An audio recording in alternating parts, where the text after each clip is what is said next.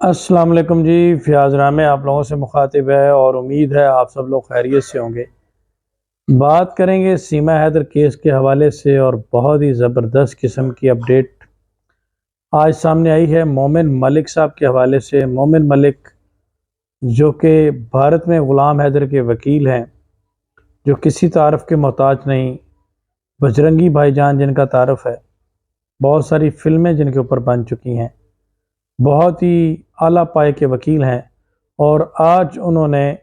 बहुत बड़ा सरप्राइज़ एक और दिया है, जिसके बाद सीमा हैदर और एपी सिंह और उसके सहूलतकार चकरा के रह गए। बहुत ही ज़बरदस्त किस्म की इंफॉर्मेशन। एक तो आज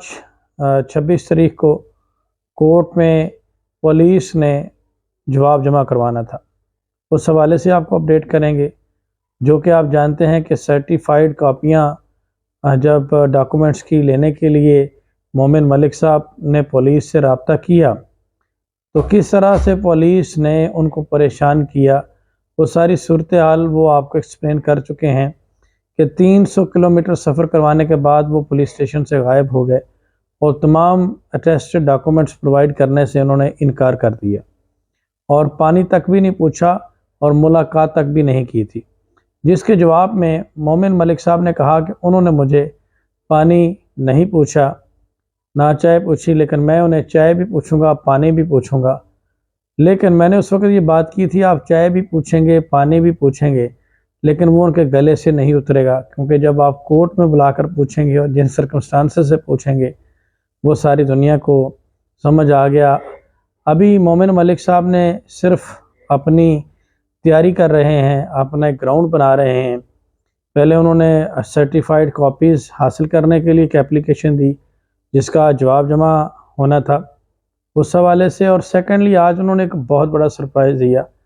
कि नेपालियन हाई कमीशन, जो कि इंडिया में नेपाली हाई कमीशन है,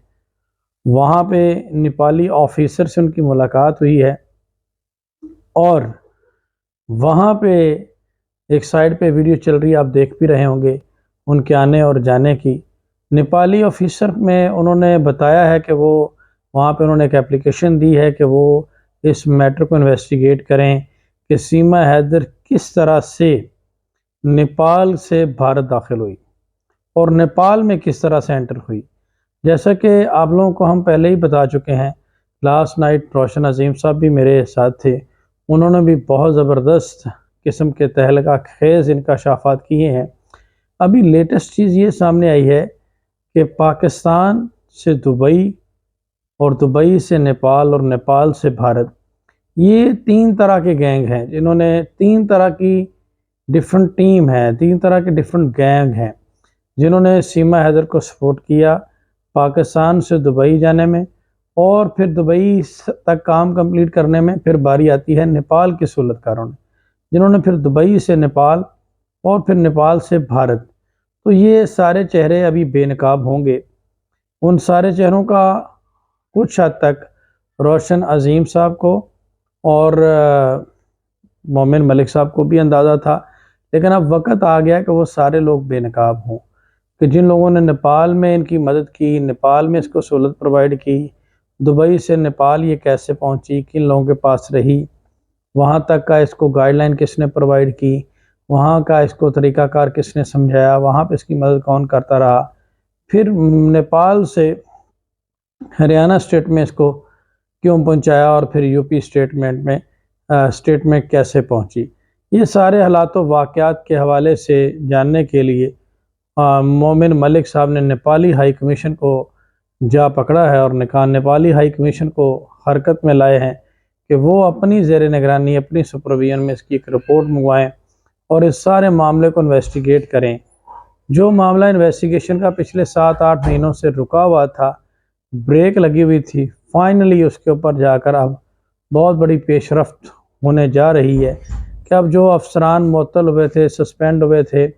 उनके हवाले से भी मज़ीद अपडेट, मज़ीद चीज़ें सामने आएंगी कि पहले अभी तक तो हमने देखा कि वो सिर्फ सस्पेंड ही हुए थे, उनका किसी किस्म का कोई बयान, किसी किस्म का कोई स्टेटमेंट, कोई चीज़ इन्वेस्टिगेशन सफ़ा मिसल के ऊपर,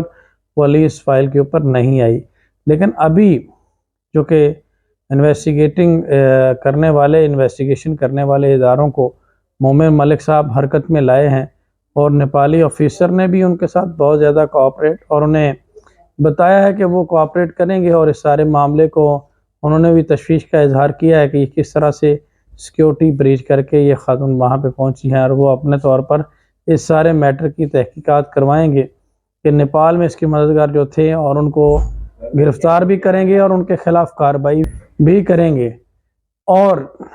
मज़ीद चेहरे भी अभी सामने आएंगे। ये बड़ी हैरानकुन चीज़ है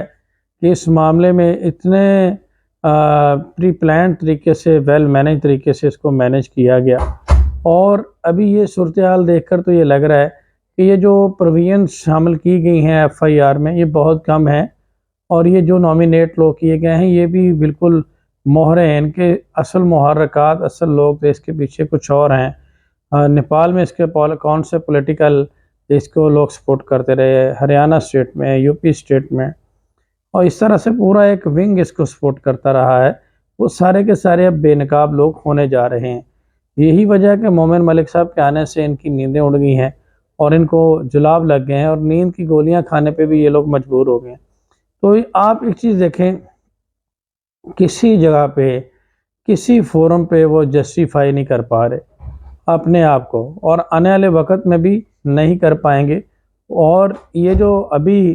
सूरत हाल बन गई है, अभी तो इनके गले की हड्डी बन चुके हैं मोमिन मलिक साहब, वो इसलिए कि जो जो चीज़ें वो उखाड़ के सामने ले आए हैं वो आप खुद देख रहे हैं। अभी बहुत सारी चीज़ें और भी सामने आनी है,